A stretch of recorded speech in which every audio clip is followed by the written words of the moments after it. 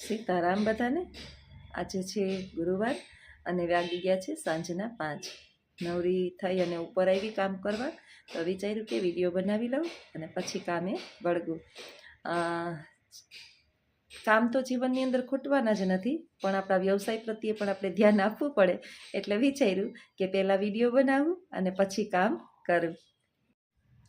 જીવનમાં જે છે ને, કોઈ પણ સંબંધને બાંધી ન રખાય, કારણ કે સંબંધને બાંધવાથી સંબંધ આપણો થતો નથી। એ સંબંધ પછી આપણો કોઈ પણ વ્યક્તિ સાથે ન હોય, કોઈ પણ વસ્તુ સાથે ન હોય કે કોઈ પણ વિષય સાથે ન હોય। ખાસ કરીને વસ્તુ કે વિષય તો જે છે ને, આપણે દુઃખ નથી દેતા, થોડીક વાર આપણને એ વસ્તુ ના મળે એટલે આપણે તકલીફ થાય અને પછી ભૂલી જઈએ, પરંતુ તમે કોઈ પણ વ્યક્તિ સાથે, માનવ સાથે, સજીવ સાથે જો અનહદ રિશ્તાથી જોડાયેલા છો અને આ સંબંધ તમને છોડીને ચાલ્યો જાય, તો એને જબરજસ્તીથી બાંધવાનો પ્રયત્ન ક્યારેય કરવો નહીં। ટીનેજર્સ અવસ્થાને આ વધારે લાગુ પડે છે, પછી યુવા અવસ્થાવાળાને આ લાગુ પડે છે, અને મારા જેવા પ્રૌઢ જે છે એને પણ લાગુ પડે છે, અને વૃદ્ધોને પણ લાગુ પડે છે। મિત્રો, એક વાત સમજી લેવાની કે સંબંધ જે છે ને, એ બંધાતા નથી અને કોઈને ધરાર આપણા કરાતા નથી। જે આપણા છે ને, એ કોઈ દિવસ આપણે છોડીને જાય નહીં, અને જે છોડીને જાય એ કોઈ દિવસ આપણા હોતા જ નથી। જેમ આપણી લાગણીઓ એના તરફ અનહદ હોય અને આપણા આત્માને તકલીફ થતી હોય કે હું આના વિના જીવી ના શકું, અને જો સામે સેમ એવી જ લાગણીની અનુભૂતિ સામેવાળી વ્યક્તિને પણ થતી હોય ને, તો એ જાય જ નહીં। એટલે સંબંધ માટે કોઈ દિવસ કોઈના પગમાં પડવું નહીં, કોઈને આજીજી કરવી નહીં કે પ્લીઝ તું સંબંધ ના તોડ, તું મારી સાથે રિશ્તો ના તોડ, અથવા તો મને છોડીને ના જા। આ દુઃખ જે છે ને, એ આપણે એકલાને જ વેઠવું પડે। એટલે બહુ કોઈ પણ સંબંધને, એ પછી મા દીકરાનો હોય, પિતા પુત્રનો હોય, પતિ પત્નીનો હોય, સંતાન પ્રત્યેનો હોય, અથવા તો કોઈ વિજાતીય જેને આકર્ષણ કહીએ આપણે, એ સંબંધ હોય, એ સંબંધ જબરજસ્તીનો સંબંધ ક્યારેય ટકતો નથી। સામે તરફ બેય તરફ લાગણીના ભાવો હોય તો જ એ સંબંધની અંદર મીઠાશ અને આનંદ મળે, અન્યથા જબરજસ્તીથી બંધાયેલો રિશ્તો ક્યારેય આપણને સુખ આપતો નથી। આ વસ્તુને આપણે જીવનની અંદર જેટલી પણ વધારે સમજી લઈએ ને, એટલું જીવનની અંદર આપણને સુખ અને ચેન મળે છે, આપણા આત્માને તકલીફ થતી નથી। જૈન માતા ત્યારે ક્યાં આપણે કોઈને સાથે લઈ અને સંબંધોને વળગીને જૈન માતા, કાંઈ ખબર હતી નહીં। સંબંધ જે છે ને, એ નિભાવવો જો હોય ને, તો આપણા માતા પિતા સાથે નિભાવવો, કારણ કે નિસ્વાર્થ ભાવે ચાહનારા આપણા માતા પિતા સિવાય આ જગતની અંદર કોઈ આપણું હોતું નથી। ઠીક છે, મા બાપને એક સ્વાર્થ હોય કે અત્યારે અમે મોટા કરીએ, વૃદ્ધાવસ્થાની અંદર એ આપણને સાચવશે, પરંતુ એ નિસ્વાર્થ છે, અને કદાચ એ સંતાનો ના સાચવે ને, તો એ માતા પિતા એને બદદુઆ ક્યારેય આપતા નથી। બાકીના સંબંધોમાં તો તમે જુઓ છો કે રિવેન્સ લેવાની ભાવના હોય કે આણે મારી સાથે આમ કર્યું તો હું આની સાથે આમ કરીને જ રહીશ, ને તમે ઘણા બધા ક્રાઇમ થતા જુઓ છો। એટલે મિત્રો, આવી બાબતની અંદર આપણે જેટલા પણ વધારે સતર્ક અને જાગૃત રહીએ, એટલું આપણા જીવન માટે ખરેખર સારું છે। યુવા પેઢી માટે તો ખૂબ જ સારું છે। ટીનેજર્સ અવસ્થાની અંદર જે લોકોના હોર્મોન્સની અંદર ફેરફાર થતા હોય નાની ઉંમરની અંદર, અને એને જેને આકર્ષણો ઉભરાતા હોય, એને સમજી વિચારી અને કોઈ પણ સંબંધ સાથે જોડાવવું જોઈએ કે મા બાપથી પવિત્ર પ્રેમ કરનારા દુનિયાની અંદર આપણને કોઈ મળ્યું નથી અને મળવાનુંય નથી। જે પતિને આપણે પરણીને જઈએ છીએ ને, દરેકની અંદર પત્નીને પણ સ્વાર્થ હોય અને પતિને પણ સ્વાર્થ હોય, દરેક સ્વાર્થથી જોડાયેલી આ દુનિયા છે, સ્વાર્થ વિનાનું કાંઈ જ નથી। એટલે જે સંબંધ આપણે ખરેખર છોડીને ચાલ્યો જાય, એ સંબંધ ખરેખર સાચો સંબંધ હોતો નથી, અને સાચો સંબંધ હોય એ તો ક્યારેય છોડતો નથી। સુખ અને દુઃખના ગમે એવા વાતાવરણની અંદર એ સાથે રહે છે અને પોતાના અંતિમ જીવન સુધી એકબીજાનો સાથ નિભાવે છે। મારા આવા જ વિચારો સાથેના વિડીયો જો તમને પણ ગમતા હોય તો વિડીયોને લાઈક કરજો, શેર કરજો અને સબસ્ક્રાઈબ કરજો। આવજો, સીતારામ। જિંદગીનું દરેક પગલું બહુ સમજી વિચારીને ભરવું, દરજી અને સુથારના નિયમની જેમ, માપવું 2 વાર અને કાપવું 1 જ વાર। મિત્રો, આપણે જિંદગીની અંદર ઘણા બધા નિર્ણયો લેતા હોય છે, અને એમાંથીને અમુક નિર્ણયો જે છે એ સારા હોય અને અમુક નિર્ણયો ખરાબ હોય। એટલે જ કદાચ આ સુંદર મજાની સૂક્તિ બનાવી છે કે જિંદગીની અંદર કાંઈ પણ ડગલું કે પગલું ભરીએ તો 100 વખત સમજી વિચારીને દરજી અને સુથારના નિયમની જેમ ભરવું. માપવું 2 વાર અને કાપવું 1 વાર. દરજી જે છે ને કપડાને જ્યારે ટીચ કરતો હોય, સિલાઈ કરતો હોય અને આપણે એને દઈ આવ્યા હોય એટલે 2 વખત જે છે એ વ્યવસ્થિત માપશે અને થોડુંક વધારે રાખશે કે જેથી કરી અને સિલાઈ કરતી વખતે કાપડ ઘટે નહીં. કાપશે 1 જ વખત. અને સુથાર પણ સરસ મજાનું જે ફર્નિચર બનાવતો હોય તો એના માપનું 2 વખત 3 વખત માપી અને પછી જે લાકડાનું કટિંગ કરશે. જીવનની અંદર અમુક નિર્ણયો પણ દરજી અને સુથારના નિયમ પ્રમાણે આપણે લઈએ તો વાંધો આવતો નથી અને જે પણ આપણે કામ કરીએ એની અંદર આપણને સફળતા મળે છે. એક જે છે ને આપણી ગુજરાતીઓની ખાસ છે આદત. ગુજરાતીઓની એવી આદત છે કે કાંઈ પણ કામ કરવું ને એ જલ્દબાજીની અંદર કરી જ નાખવું, બસ કરી જ નાખવું, કોઈએ કીધું નથી, કર્યું નથી. જલ્દબાજીમાં લેવાતા નિર્ણયો હંમેશા આપને દુઃખ આપનારા હોય છે. સહસા ન વિદિત ક્વચિત. એકાએક ક્યારેય બોલવું નહીં, એકાએક ક્યારેય નિર્ણય ન લેવો, એકાએક ક્યારેય કોઈને જવાબ ન આપવો, ખૂબ સમજવું, વિચારવું અને પછી અંતે નિર્ણય લેવો. એટલે જીવનની અંદર તમે કાંઈ પણ નિર્ણય ઉપર આવો ને તો એ નિર્ણય લીધા પછી પણ તમારે અફસોસ કરવો પડે નહીં. કદાચ આપણા નસીબ ફૂટેલા હોય ને તો ચતું નાખીએ ને તોય ઊંધું જ પડે અને નસીબ જે છે એ સારા હોય તો ઊંધું નાખીએ તોય ચતું પડે. પરંતુ નસીબની સાથે સાથે થોડીક આપણી સમજદારીને પણ આપણે વાપરતા શીખી જઈએ તો વાંધો આવતો નથી. અને આ જગતની અંદર સારા એટલા મારા નથી અને મારા એટલા સારા નથી. આ નિર્ણય ઉપર 100 વખત વિચાર કરી અને દરેક ઉપર વિશ્વાસ કરવો. કારણ કે જગત જેવું દેખાય એવું છે નહીં અને છે એવું દેખાતું નથી. મૃગજળ છે, મૃગજળ. ઉનાળો આવશે ને એટલે તમે સડક ઉપર નજર કરજો. દૂર દૂર સુધી તમે આમ નજર તમારી આમ ફેલાવશો ને એટલે તમને આમ પાણીની નદીઓ ને ઝરણા ને સમુદ્રને હોય ને, મૃગ એટલે એક ભ્રમણા થાય, ભ્રમણા, અને જળ એટલે પાણી. દૂર પાણી છે ને એવો તમને આભાસ થાય છે. ખરેખર ત્યાં પાણી નથી. એટલે દૂરથી હંમેશા ડુંગર રળિયામણા હોય. બીજાનું બધું સારું લાગે, આપણું બધું ખરાબ લાગે. બીજાની લાઈફમાં ઝાંકીને ક્યારેક જોવું કે ત્યાં કઈ પરિસ્થિતિ ખરેખર છે. જ્યારે તમે બીજાને જોશો ને ત્યારે તમને તમારી લાઈફ છે ને બહુ સુંદર અને સરસ લાગશે. એટલે બહુ સમજી વિચારી અને દરજી અને સુથારના નિયમ પ્રમાણે જિંદગી જીવતા શીખી જઈએ તો વાંધો આવે નહીં. જો મારા આવા જ વિચારો તમને ગમતા હોય તો ચોક્કસ કમેન્ટની અંદર જણાવજો. આવજો. સીતારામ. સીતારામ બધાયને. સાંજના વાગી ગયા છે 5 અને હું આવી છું ઉપર. નીચે કામ કરીને ઉપર હજી બધું કામ બાકી છે. વિચાર્યું કે કામ કરતી જાઓ, વાતો કરતી જાઓ અને વિડીયો બનાવતી જાઓ. ઉપરના રૂમમાં છે ને કાંઈ હોય નહીં, કચરાને એવું ખાલી વાળી લઈએ, ચાટક ચૂટક કરી લઈએ. ખાલી 2-3 કલાક બપોરે હું કૂવા આવું, બાકી તો એમનામ જ બધું પડ્યું હોય. એટલે કામ એટલું બધું નીચે જેટલું વેરવિખેરને ના હોય. નીચે છે ને બહારને અમે બધાને રસોઈને આપણે આમે રસોડામાં ને હોલની અંદર જ વધારે સફાઈ હોય. ઘરની અંદર એટલું બધું ન હોય. ઉપરના રૂમમાં તો બેડરૂમમાં તો ખાલી બેડ સાફ જ કરવાના હોય. વિચારી લીધું કે શાંતિથી 10 મિનિટ ઉપર બેસી વિડીયો બનાવી અને પછી કામે વળગું. આ છે ને મારો રૂમ છે. મારો રૂમ એટલે મારો કાંઈ પરમેનન્ટ નહીં. મને નીચે બાજે છે ને હુવા ન દે ને ત્યારે 2-3 કલાક હું ઉપર આવી જાઉં. 2-3 કલાક સાંજે 12 વાગે આવું. અમારે 2 જણાનો વારો છે. 12-1 વાગ્યા સુધી હું જાગું. 12-12:30 સુધી સુઈ ગયા હોય તો સુઈ જઈએ, નહીંતર તો 12-1 વાગ્યા સુધી જાગવાનું જ. અને 12-12:30-1 વાગ્યા પછી એ જાગે. ગમે ત્યારે જેને પહેલાં નીંદર આવતી હોય સુઈ જાય. એટલે 2-3 કલાક અહીં શાંતિથી નીંદર થાય. ઓલા બા બોલ કરતા હોય ને તો હાવ જાગવું પડે. આવું છે લાઈફની અંદર. તો બસ બહુ જ ગરમી. આજે અઠવાડિયા થયા.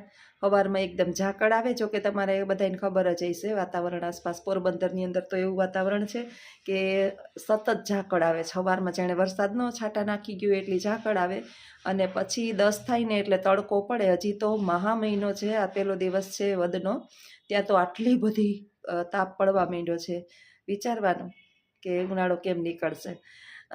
મને છે ને ગરમી ઠંડી ગમે એવી હોય ને તો મેં હજી સુધીમાં એક વાર આશ્રમે ગઈ ને ત્યારે સ્વેટર ચડાવ્યું હતું. બાકી ત્યારે સાલ ઓઢી હતી. બાકી હું સાલ કે સ્વેટર મેં હજી સ્કાર્ફ કે મોજા કે કાંઈ એટલે કાંઈ નહીં. બહુ મને ગરમી થાય. ઠંડી ન લાગે, જરાય ઠંડી ન લાગે, ગરમી જેવી થાય. એટલે વિચારતી હતી કે ગરમી સહન થાય કે નહીં. આજે જ છે ને લખું કહેતો હતો કે આજે છે ને આ વખતે આપણે એસી ફિટ કરાવી લઈએ કે અમે કરાવીએ ને તમે કરાવી લઈએ. નહીં, એસી ફિટ કરાવશું ને તો પ્રોબ્લેમ શું થાય ખબર? એસીની અંદરથી બાયણે નીકળવાનું મન જ નહીં થાય, કામ કરવાનું કંઈ મન નહીં થાય. પછી મારે તો 2-3 કલાક હોય એમાં હું એસી નાખે, અને એસી હોય એટલે પછી એમ થાય કે બેઠા જ રહીએ ઠંડો રૂમ કરીને. હવે ક્યાંય કામ કરવું નથી ને પછી હાથ પગ જે છે ને એમાં દુખારો ચાલુ થઈ જાય, અને પછી હાથ પગ હાલતાય બંધ થઈ જાય. સાચું કહું ને તો એસી આમ આપણા સ્વાસ્થ્ય માટે હાનિકારક છે. સુખ છે, આમાં દુખાય છે. એટલે આવું છે, બસ આ જાય છે આમનામ લાઈફ. અને રોજ કામથી તો હું કોઈ દી થાકતી જ નથી, પણ ક્યારેક ક્યારેક જે છે ને શરીર થાકી જાય કે બસ હવે જોશના આવે, બેહી જા જરાક શ્વાસ લઈ લે. અને ગરમીની અંદર મને બહુ કંટાળો ચડશે, ગરમી સહન નહીં થાય એકદમ. ગરમી આમ એમ થાય કે આમાં અકળામણ જેવું આપણે અનુભવી. આવી છે લાઈફ, બધાયની આવી જ છે, મારી એકની આવી છે નહીં. સીતારામ બધાયને. બા ખાય છે દૂધની ખીચડી. સાંજનો સમય થઈ ગયો છે વાળુનો, અને લાંબા પગ કરીને બેસી ગયા છે. જમીનની અંદર મોઢું ભરાવી જાય એટલે આપણે આમ ચમચી અને મોઢું આમ ખોલવામાં આમ જોવું પડે. એ ખારું અટાણ બેઠા છે ને એટલી ઘડી શાંતિથી બેહે તો સારું, એટલે એના જેવને કઈ શાંતિ નથી.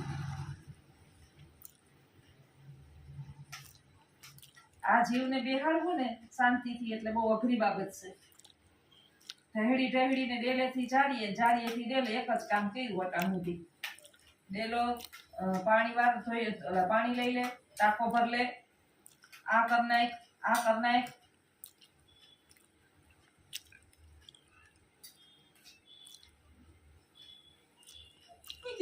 મેં ખાધું નથી હો, મારે ખાવાનું છે. આમ પડતા નથી કરે, એક ગુંભો મારે હા મીંદડી સારા પાડે મારા એમ કે મને.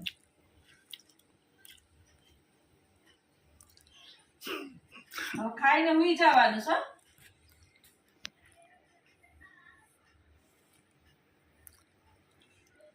નકર પૂરી દેવા તમને ઓલા નાના છોકરા છે. છોકરા નો કે હવે તોફાન કરે ને તો ઘરમાં પૂર દે, વૈડીને પૂર દે. મોઢું તો લો ખાઈ લે એટલે લોવાઈ જાય મોઢું. ખાતા હોય છોકરા મોઢું જ ભરાઈ ગયા. છોકરું છે આ તો બધા તો વરસ દિના થાય, મોટા થતા જાય. આપડા ધીરે ધીરે નાનું થતું જાય. આ પેલા 2-3 વર્ષનું હતું, હમણાં 6 મહિનાનું થઈ ગયું. 4 પગે હાલતા શીખું છું. નાનું છોકરું છે, નાનું બેબી છે અમારું. લાખી બેબી. અમાર લાખી બેન, નાનકડા બેન આવ્યા છે. લાખી બેન, નાનકડા બેબી આવ્યા ઘરે અમારા. મેં કીધું તમારા બાપુ પાસે જાઉં. ના મોર ન જાઉં, હજે વાર છે. તો રહ્યો તોફાન ન કરતા, નકર હવે ધરા પકડી મોકલી દઈ. બાપુને કહી હવે જલ્દી આ કાગળ મોકલો.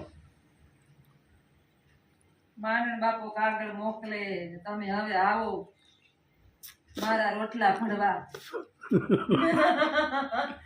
માંડણ બાપુ કેતો હોય યાદ રાખજો, મને શાંતિ છે.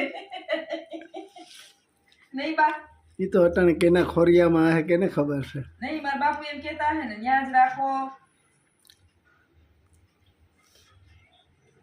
તમારું લોહી પીવે બરોબર છે, મારે નથી મારું લોહી પીવા દેવું. તો મને કામ સીધે રાખીએ.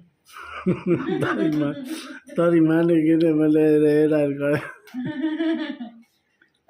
બાપુ છે ને કમ્પ્લેન જ બાની કેરે રાખતા. હું નિહાય નથી આવતી ને તઈ તારી માને કેને મને આમ કરે, તારી માને કેને મને આમ કહે, તારી માને કેને મને આમ કહે.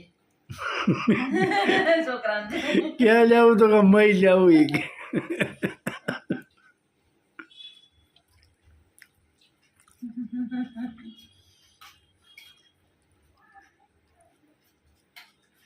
બાપુ પીસે રાખે ને ક્યાં જાવ એટલે બાપુ ખીચડે એટલે બાપુ પછી કી ગલઢાનો સ્વભાવ આવે ઘરની અંદર ગલઢા બાંધતા જ હોય.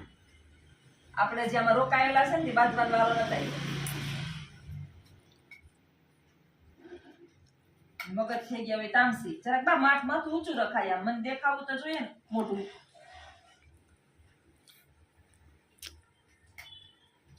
તો ચાલો મિત્રો, આવા જ અમારા વિડીયો જોવા માટે વિડીયોની અંદર બન્યા રહેજો. આવજો. સીતારામ. જમ બેહાડી દીધા. એના આમ બેહુસ મારી પાસે. એક કવિ સરસ મજાનું કાવ્ય છે બોટાદકરનું કે મીઠા મધુ ને મીઠા મેહુલા એથી મીઠી છે મોરી માં જનનીની જોડ સખી નહીં જડે. એક મા દીકરો, એકને એક દીકરો. માએ છે ને નાની ઉંમરની અંદર માં વિધવા થઈ.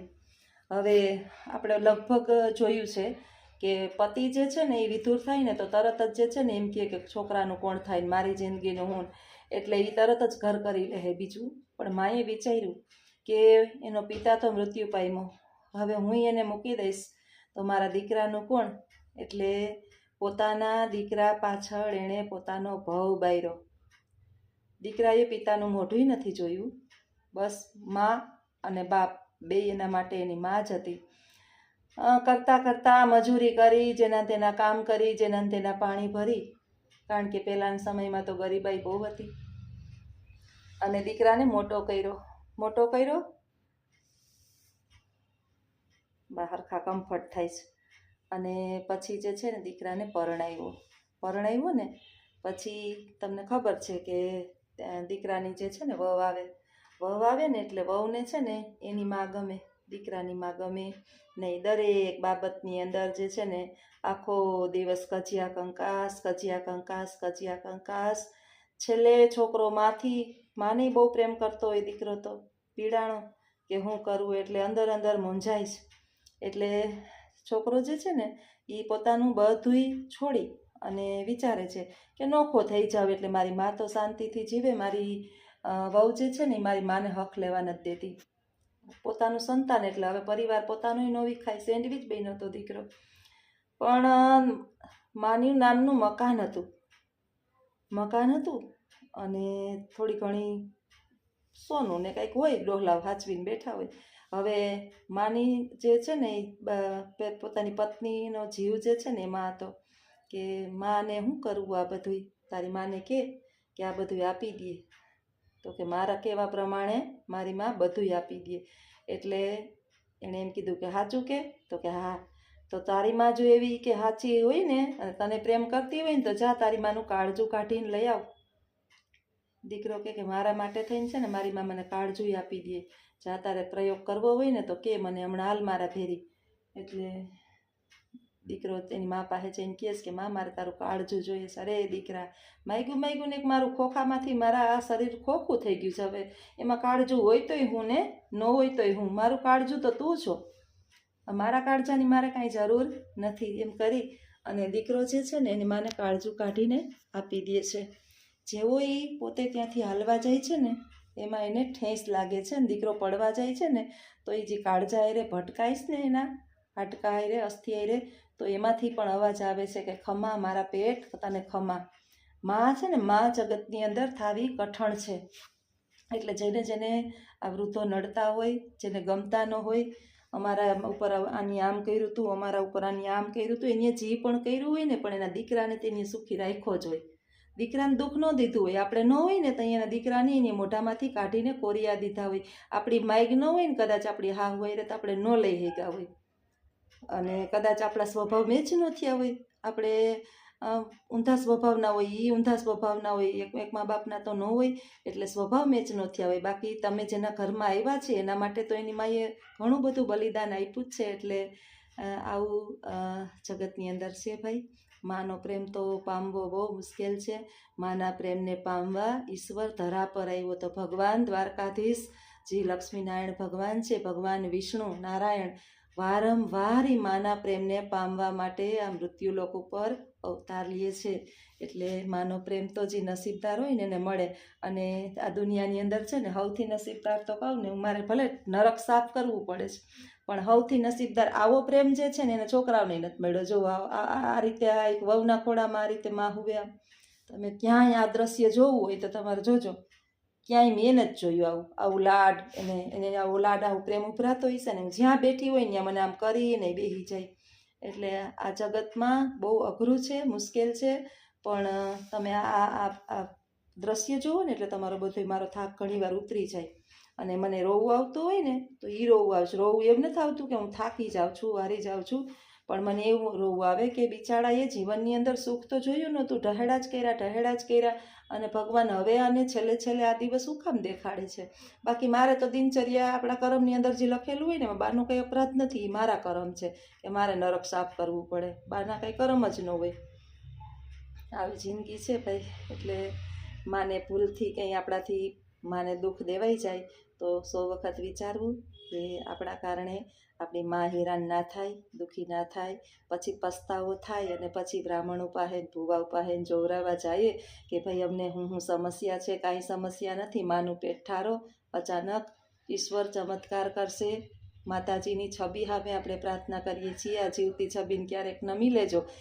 માથે હાથ ફેરવશે ને તોય તમારા ઘણા બધા ગ્રહો નડતા બંધ થઈ જાય. માનો હાથ છે ને, માની મમતા એટલી બધી બલવાન છે, માની મમતા એટલી બધી બલવાન છે કે એનો હાથ માથે ફરશે ને તમારી તો તમારા ઘણા બધા ગ્રહો નડતા તમને બંધ થઈ જાય. બધુંય નડતું હું તો એમ કહું કે બંધ થઈ જાય. અને આ માટે થઈને છે ને તમારે શિવશક્તિના અધ્યાય વાંચવા કે માની પ્રેમની અંદર કેટલી શક્તિ છે, માતૃત્વની અંદર.